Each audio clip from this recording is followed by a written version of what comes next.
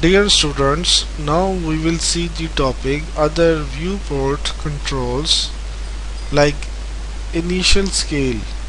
On iOS, if you only set width to device width and you don't set the initial scale, like in this page, when you rotate the screen on the iOS web engine will keep the same viewport width and rescale it to fit across the landscape screen. It's just stretching the portrait layout to fit across the landscape width.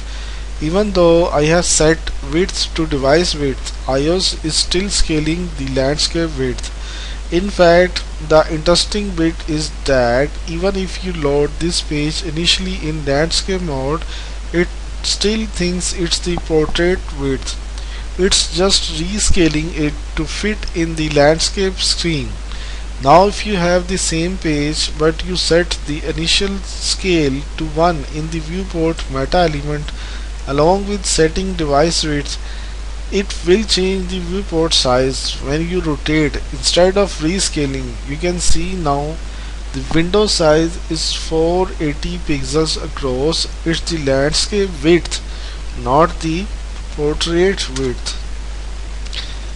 I did want to mention at this point that there are other viewpoint controls. There is an initial scale property that lets you set what the browser's initial scaling factor will be. It defaults to 1 and usually you don't really want to mess with it. If you change it to another number, this changes the initial zoom factor and the user will probably have to pan or zoom. There is one very critical used to initial scale and though.